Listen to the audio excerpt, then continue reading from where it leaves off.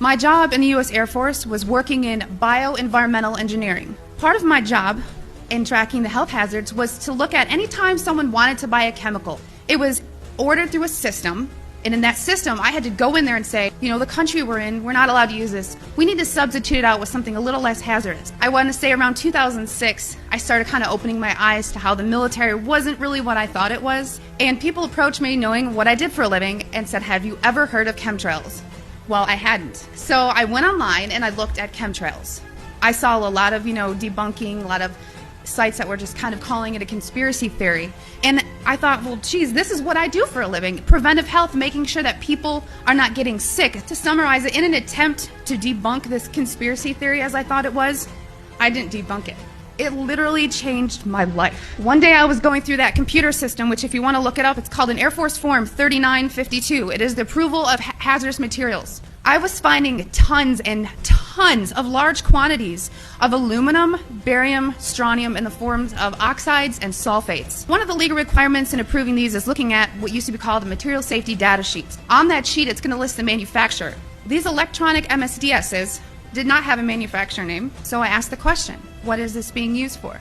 I never got an answer, so I didn't approve it. And then the heat came down. Why are you behind on your 3952s? And at that point, my demonization began. Because I thought, if this is real and they are spraying this, it's going to get to the ground.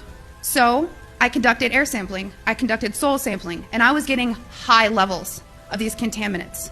When I started asking the question again under a new commander, I never in my life thought I would have somebody look me in the face and tell me, I am questioning you. Is there something wrong with you? You've been looking really depressed lately. I can put you under mental evaluation for up to 120 days.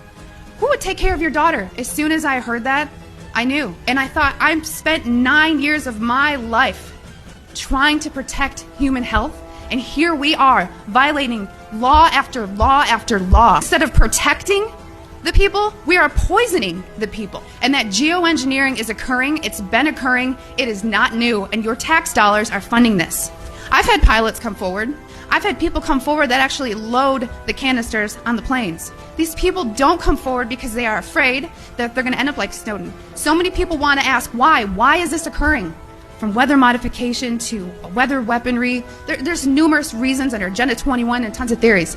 So I just want everyone to know and understand that of all things, of all the freedoms that we are losing, geoengineering is the #1 issue that we are facing, because you can have guns and money and you can have everything. If you don't have food and water and you are dying of respiratory or neurological illnesses, what does it matter?